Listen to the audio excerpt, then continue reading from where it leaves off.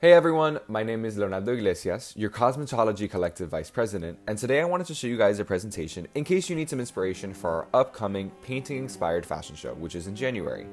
As for a bit of context, when Sierra, the other officers, and I were discussing this theme, in the back of my mind I was reminded of a runway prompt from a very famous reality TV show, RuPaul's Drag Race. I'm unsure if you guys are familiar with that show, but if you are, kudos to you. Anyways, on All Stars 9, Episode 2, The Paintball, Queens were tasked with creating 3 runways, each pertaining to a slightly different theme. For the purposes of this slideshow and for the fashion show, I wanted to look at the second runway that the Queens presented, Drag Imitates Art. So, let's begin. Starting off strongly with Angeria Paris Van Michaels, the first presented piece was Mondrian's Composition 2 in red, blue, and yellow, painted in 1929. As you can tell by the image on the right, she took this painting and she basically turned it into this form-fitting gown, which she then accessorized with a set of like a foxtail kind of boa moment you can see. But she incorporated the main aspects of the elements. So she keeps everything geometric. She keeps everything pertaining to those 3 colors, plus obviously black and white because those are featured in the image. But she still adds her own flair. I'm unsure if you guys can see it very well here, but if you look very closely, you see a little bit of shimmer on the dress. In the actual runway, she had little individual rhinestones placed on each section of the dress to get it to really pop and shine. So that's her interpretation of this painting. But you can see how when you have the painting next to the look, they still look like they're in the same family. They look like she was inspired by that painting. So that's how she exemplified Mondrian through her fashions. Up next, we have the Mondrian hair and makeup ideas. So let's say you want to do something similar by Mondrian. Mondrian painted a lot of things that were similar. Well, not necessarily similar, but in the sense that he painted things that tended to focus upon these 3 colors, the primary colors, red, blue, and yellow. So for makeup, you could look at a geometric look that's all in terms of squares and rectangles and other geometric shapes, and you can paint that into your face. It doesn't necessarily have to be a whole face thing. It can just be the eyes. And honestly, it doesn't even have to focus necessarily on shapes. You could focus on the colors rather than the shapes. For hair, you can probably do something geometric shaped, or if you would rather not, you can always look at something that pertains to one of those 3 colors, red, blue, yellow, white, or black, obviously too.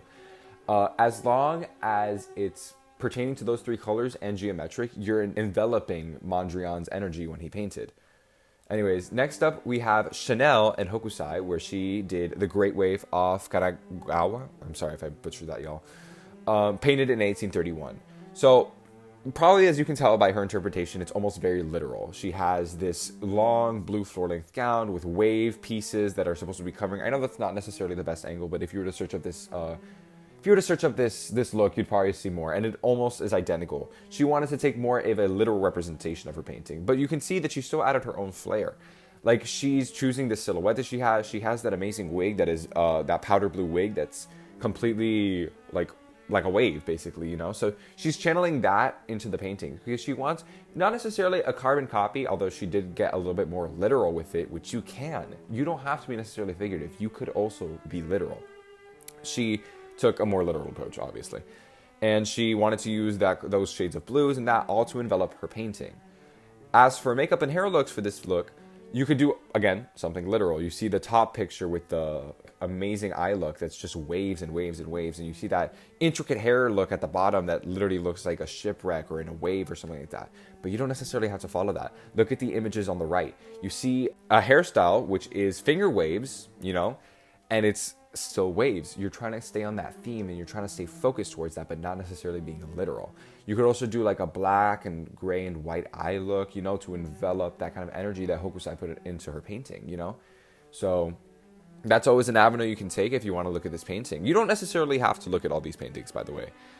But anyways, next up we have Roxy Andrews and Salvador Dali, who is representing here the persistence of memory. Now, this is one of Dali's most famous pieces in his surrealist works. It's like melting clocks. You probably have seen it. Realistically, you've probably seen it because this is an incredibly famous piece.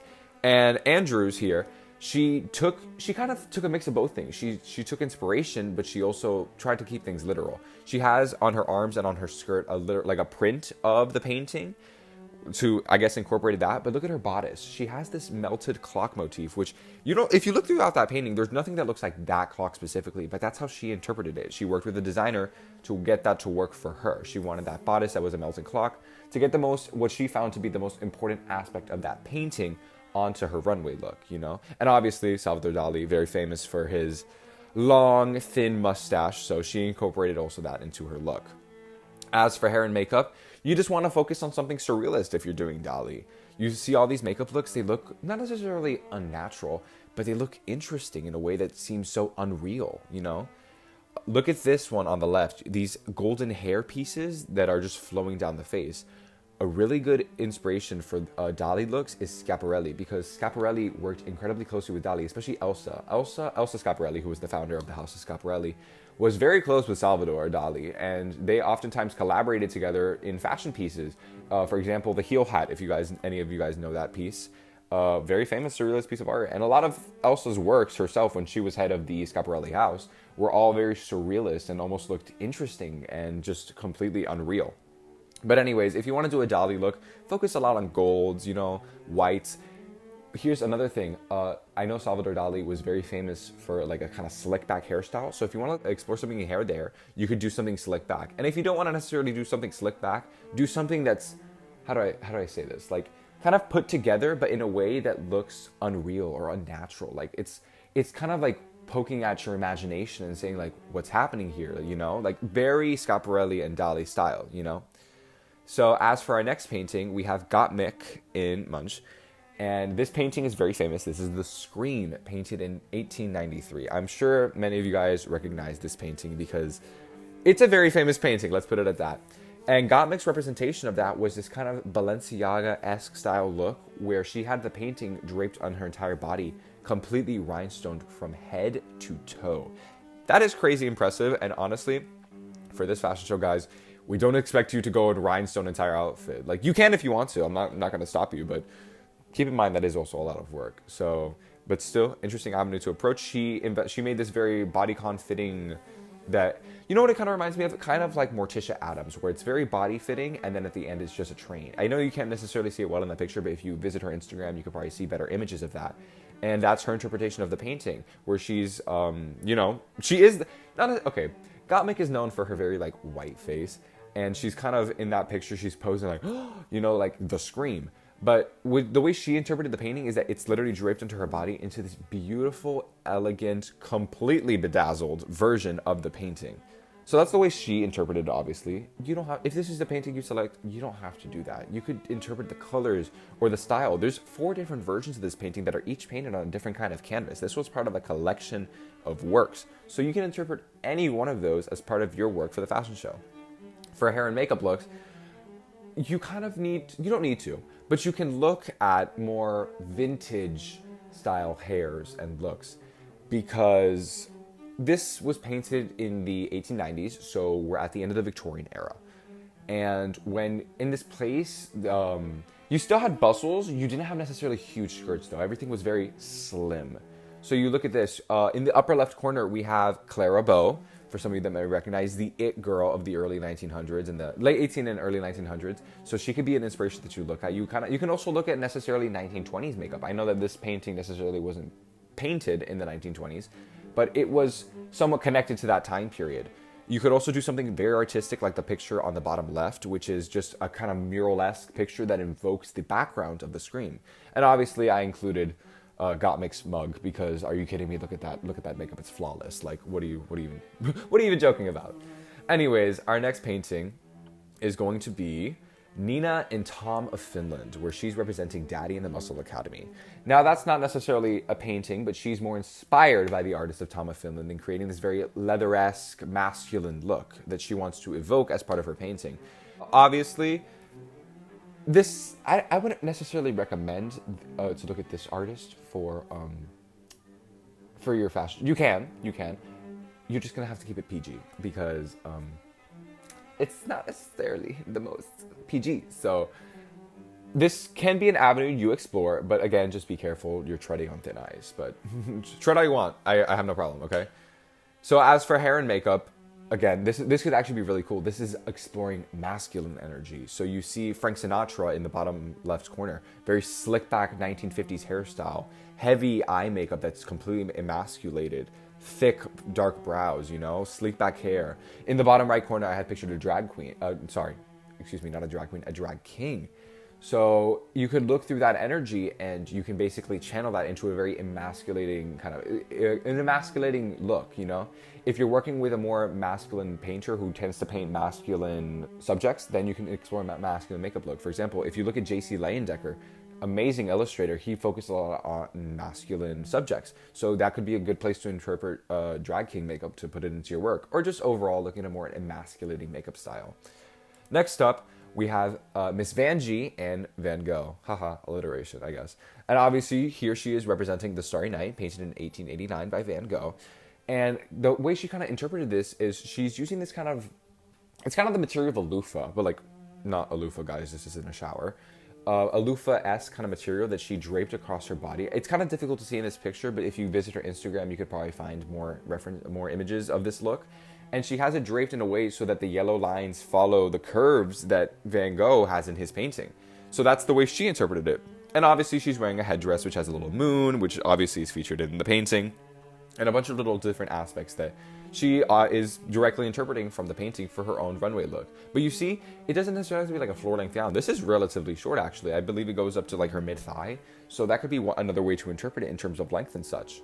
And for hair and makeup, you can look at very long flowing hair, because this was a time period, the 1890s again, we're ending the end of the Victorian era, where women were known for having very long hair because they used boar bristle brushes, which help naturally distribute the oils through their hair, which in turn help them get incredibly long hair. So if you want to explore maybe a Van Gogh look, you could tie in 1890s inspirations in incorporating that long, effervescent, absolutely flawless hair, you know?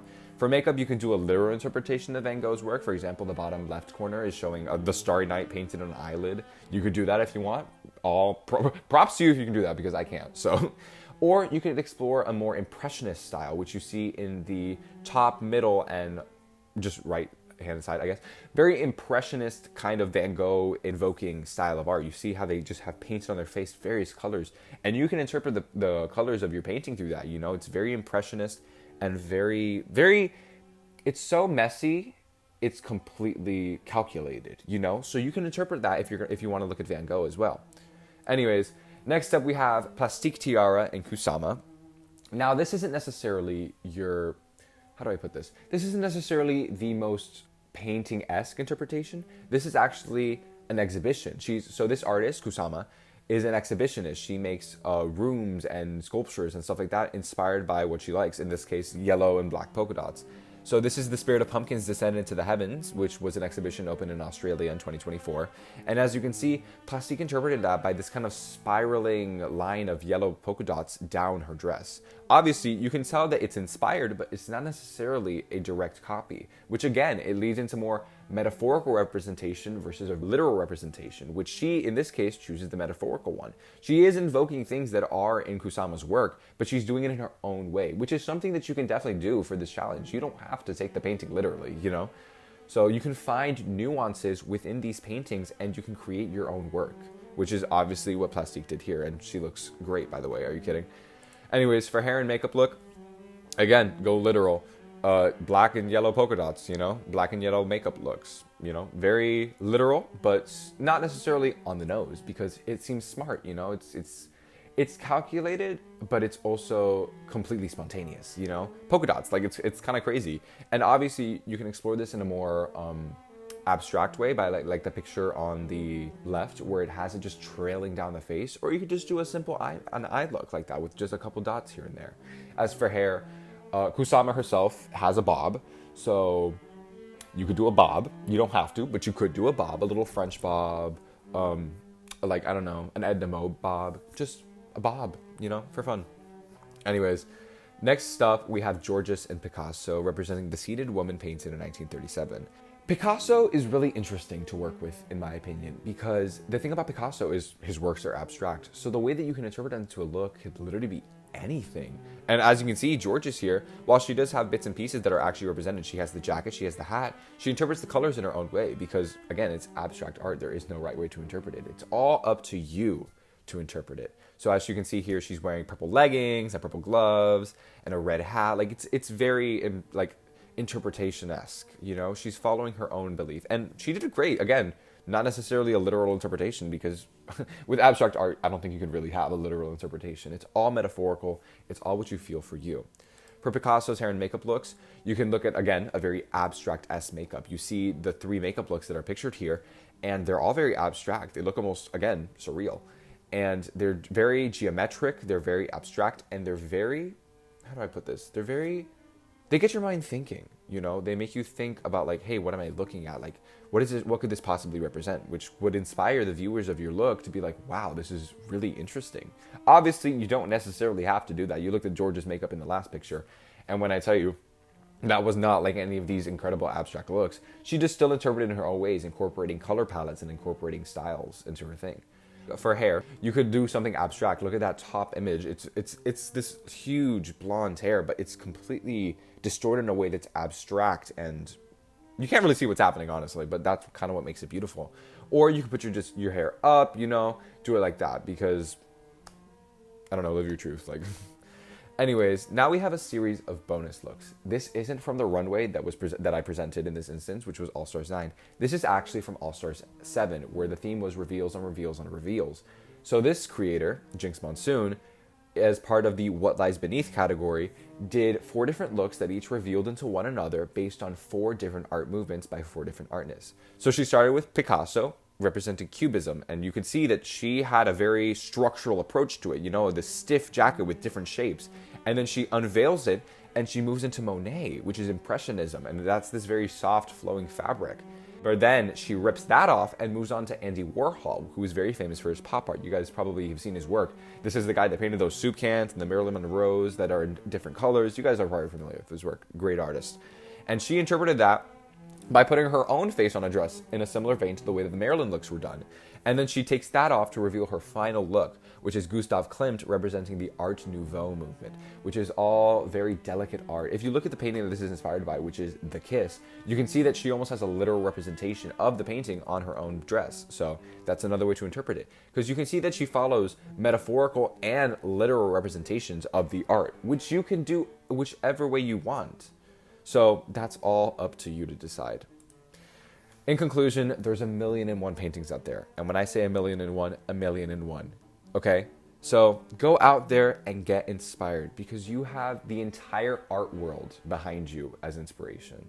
And again, if you guys need any more inspiration, just come to me or any of the officers and we'll be happy to help you. Thank you for listening and have a great day.